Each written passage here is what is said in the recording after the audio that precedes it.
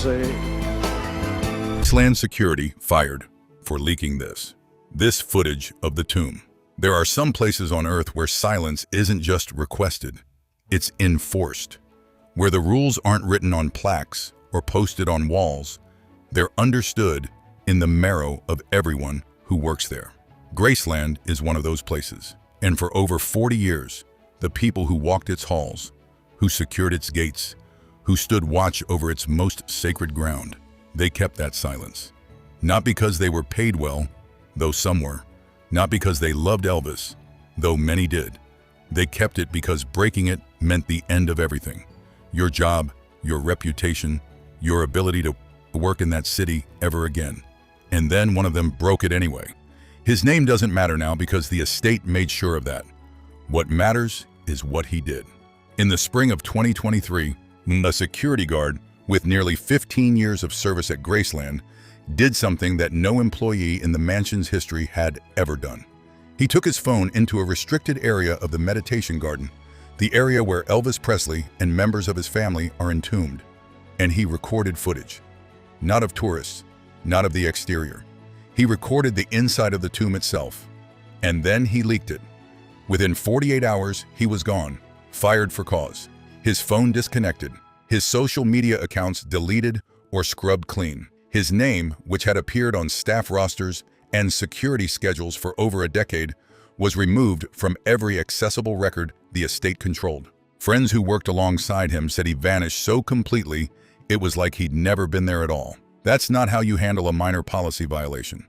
That's how you erase someone. This wasn't some over-eager fan who snuck past a velvet rope with a camera.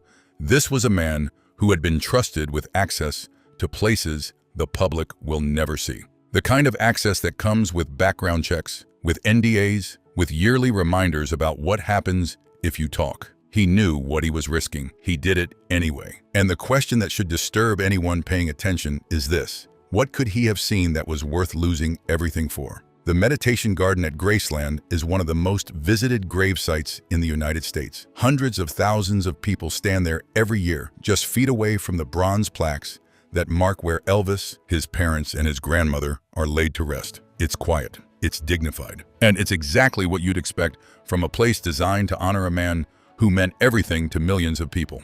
But here's what most visitors don't know. What they see is a facade. The actual burial vault, the structure that contains the remains, sits behind and below the visible markers. It's not accessible to the public. It's not part of the tour. And according to every official statement the estate has ever made, it hasn't been opened since 1977. Except this guard had access to it. Not every day, but during quarterly inspections, during maintenance checks, during the kind of routine procedures that happen at any historic site where preservation matters. And during one of those checks, he saw something. Something that didn't align with the story Graceland has been telling for nearly 50 years. He didn't go to his supervisor. And he didn't file a report. He pulled out his phone, he recorded what he saw, and within days, that footage was circulating in private groups, in forums where people have been asking uncomfortable questions about Elvis Presley's death for decades. The footage itself is rough, low resolution,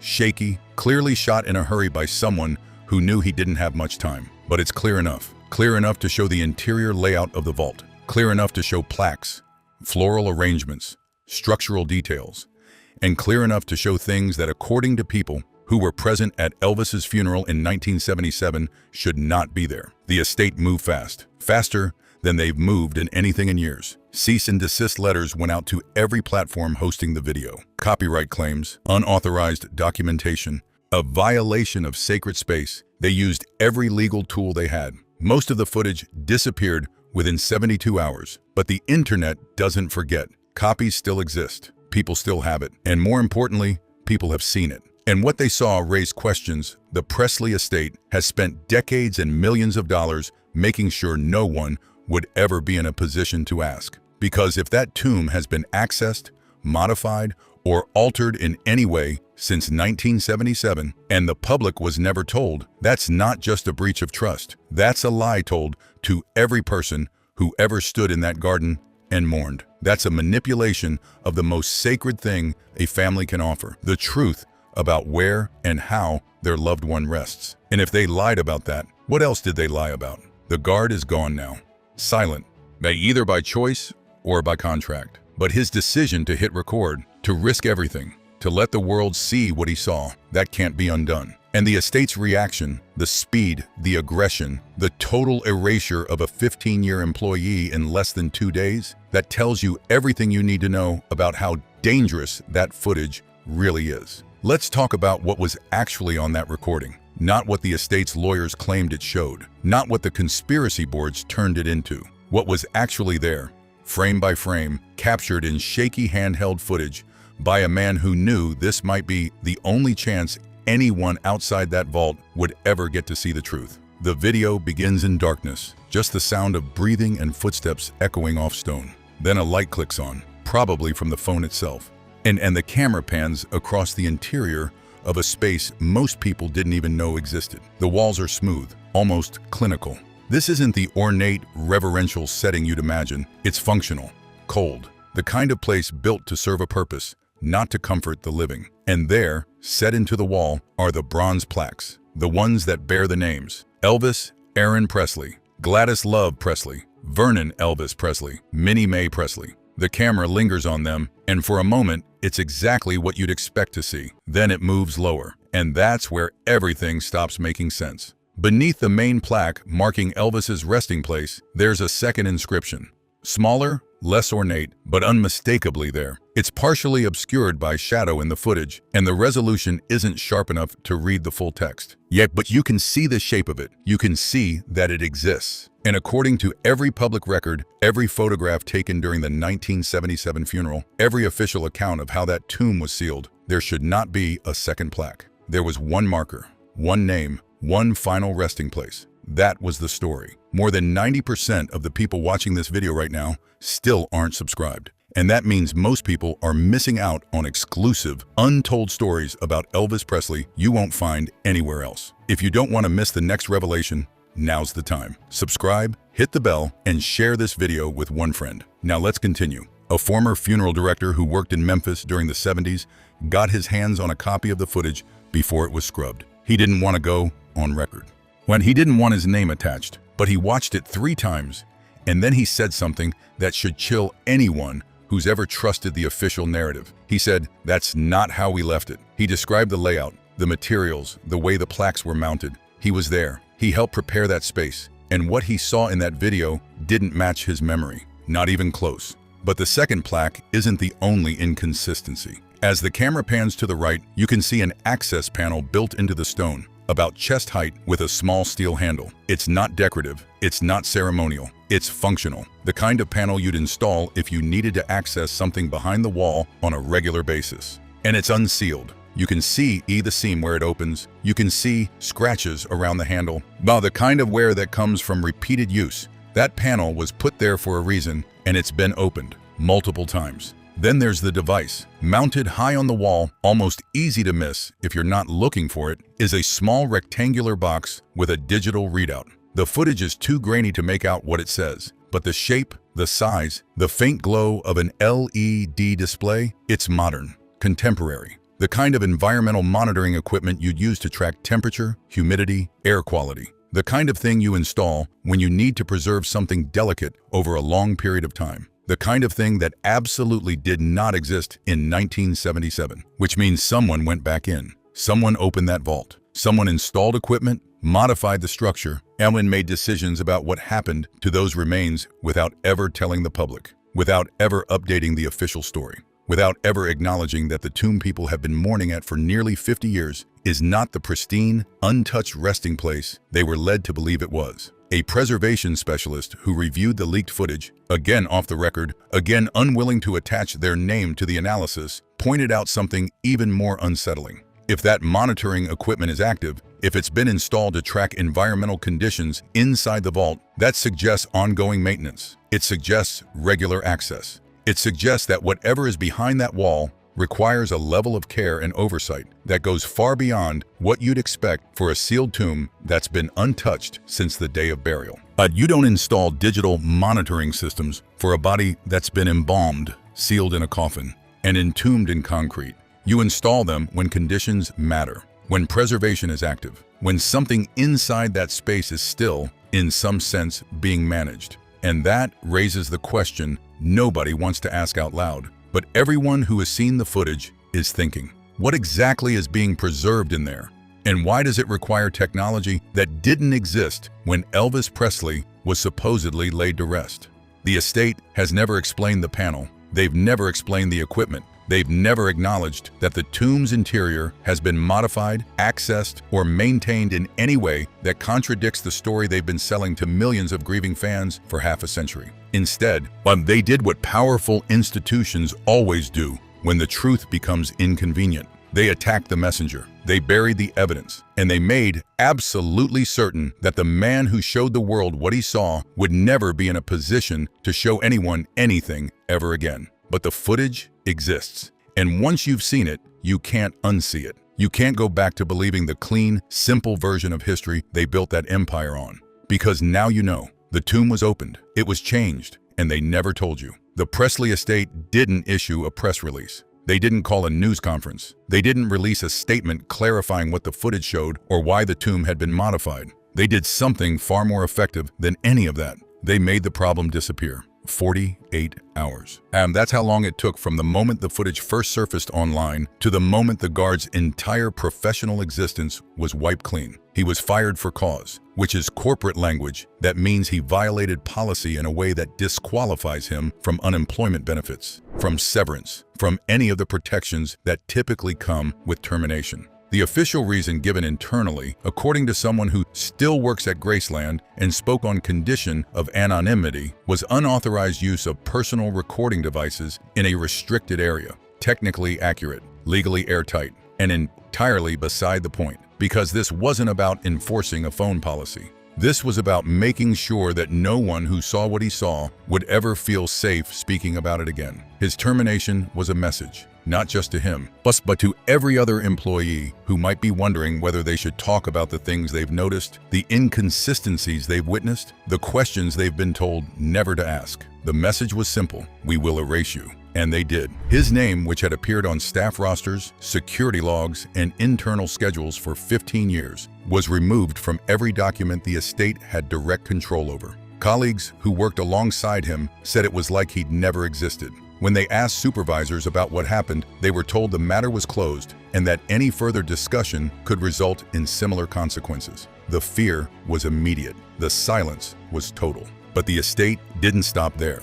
Within 72 hours, legal notices went out to every platform hosting the footage: YouTube, Reddit, and Twitter, even private forums that required membership to access. The claims were aggressive and multifaceted: copyright infringement, unauthorized documentation of private property, violation of the sanctity of a burial site, misuse of estate intellectual property. Some of the language was legally dubious, but that didn't matter. Most platforms don't fight back. They don't have the resources, and they don't have the appetite for a prolonged legal battle with an estate worth hundreds of millions of dollars. So they complied. Videos were taken down. Accounts were suspended. Threads were deleted. Within a week, the footage had been scrubbed from almost every major corner of the internet. Almost. Because the internet doesn't work the way the estate's lawyers seem to think it does. Copies were made. Files were saved. On people who understood what they were looking at, archived everything before it could be deleted. And those copies still circulate quietly in the corners of the web where cease and desist letters don't reach, and where the people sharing them understand exactly what's at stake. The guard himself has not spoken publicly since his termination. Not a single interview, not a post on social media, not even a comment to a local reporter who reached out trying to get his side of the story. Friends say he was offered a settlement, not a generous one, but enough to make the next few months manageable while he figured out what to do next. The condition, according to someone close to him, was total silence. He was required to sign an NDA so restrictive that even acknowledging he had worked at Graceland could be considered a breach. And if he breached it, the settlement would be voided and he'd be sued for damages that would bury him financially for the rest of his life. One person who's known him for years said he described the legal pressure as suffocating. That's the word he used. Not aggressive, not intimidating, suffocating, like the air was being slowly pulled out of the room and there was nothing he could do but sign the papers and hope they'd let him breathe again. He signed, and then he disappeared. Not physically, but in every way that matters. No online presence, no public footprint, no trace of the man who spent a decade and a half protecting one of the most famous homes in America. And here's why that should bother you. Graceland is a National Historic Landmark. It's not a private residence. It's not a corporate headquarters. And it's a site of cultural and historical significance, preserved and maintained with the understanding that it belongs, in some sense, to the public. The people who visit it, the fans who mourn there, they have a right to know if the most sacred part of that site has been altered, accessed, or modified in ways that were never disclosed. That's not about gossip. That's not about scandal. That's about transparency in the stewardship of a place that millions of people hold sacred. But the estate doesn't operate like a historical site. It operates like a corporation. And when a corporation has a brand to protect, and that brand is worth more than $500 million, transparency becomes a liability, truth becomes a threat. And the people who expose inconvenient facts don't get explanations or clarifications. They get erased. And if this was really just about protecting the privacy and dignity of Elvis's resting place, the estate could have simply explained what the footage showed. They could have acknowledged the modifications, explained why they were necessary, and reassured the public that everything was being handled with respect and care. Instead, they chose silence, suppression, and legal intimidation. And that choice tells you everything you need to know about what they're really protecting. It's not Elvis's dignity, it's their control over the story. And they will do whatever it takes to keep that control, no matter who gets buried in the process. This isn't an isolated incident. It's not one rogue employee with a phone and a conscience. It's a single crack in a foundation that's been under pressure for nearly 50 years. And if you pull back far enough, if you stop looking at this leak as a standalone event and start seeing it as part of a much larger pattern, the picture that emerges is deeply, profoundly unsettling. Because the Presley estate has been suppressing information about Elvis's death and burial since the day it happened. The autopsy report, the one document that should have provided clear, unambiguous answers about how and why Elvis Presley died, was sealed by the state of Tennessee for 50 years. Not 10, not 20, 50. That's not standard procedure for a cardiac event. That's not how you handle a death that's clean, straightforward, and free of complicating factors. That's how you handle a death that someone with significant influence decided the public could not be allowed to fully understand. And then there are the witness accounts. Multiple people who were inside Graceland on the day Elvis died have described timelines that don't match the official record. Discrepancies in when he was last seen alive. Confusion about who found him and when. Conflicting reports about the condition of his body when paramedics arrived. These aren't conspiracy theories cooked up by tabloids. These are statements from people who were there, who saw what happened, and who have spent decades being told their memories are wrong or their stories are unreliable because they don't fit the narrative the estate needs to be true. And then there are the reports, quiet ones, barely documented, of authorized access to the tomb. Once in 1987, again in 2007. No public announcement, no explanation, just internal records that suggest the vault was opened and inspected and resealed. All without a single word to the fans who have spent decades standing in that garden, believing they were standing at an undisturbed grave. If those access events were routine, if they were simply part of standard preservation protocol, why were they never disclosed? Why is there no transparency about what was done, who authorized it, or what condition the remains were found to be in? The answer is the same every time: control. The estate controls the narrative because the narrative is the product. Elvis Presley, the man, is gone. What remains is Elvis Presley, the brand. And that brand is worth more now than he ever earned while he was alive. It generates hundreds of millions of dollars a year through licensing, tourism, merchandising, and media rights. And the foundation of that entire economic empire is a story. And a story about a tragic, beloved figure who died too young, but whose legacy remains pure, untarnished, and commercially viable. Any crack in that story is a threat. Any question that can't be cleanly answered is a liability. So the estate does what every powerful institution does when the truth becomes inconvenient. It manages the truth. It hires lawyers to make problems go away. It pays people to stay quiet. It uses NDAs, settlements, and the threat of financial ruin to ensure that the people who know too much understand that speaking costs more than silence ever will. But here's the thing they can't control. The footage exists. It's out there. And once something like that escapes, once it's been seen by enough people, copied by enough people, archived in enough places, it doesn't go back in the vault. And it becomes part of the conversation, whether the estate likes it or not. And the more aggressively they try to suppress it, the more people start asking why. If there's nothing to hide, why the legal blitzkrieg?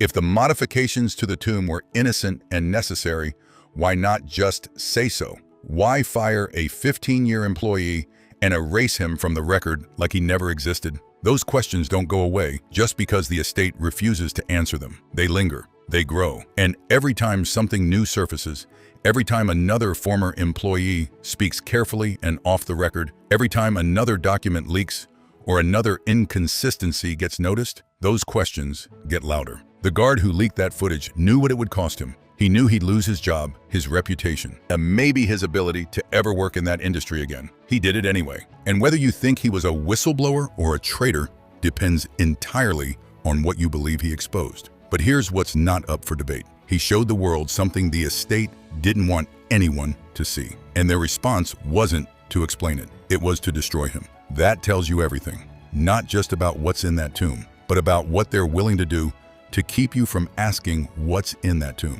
The leaked footage didn't answer every question, but it proved that the questions are worth asking. And it proved that there are still people inside that system who believe the truth matters more than the brand, even when telling the truth costs everything. If this story reached you, it's because someone refused to stay quiet.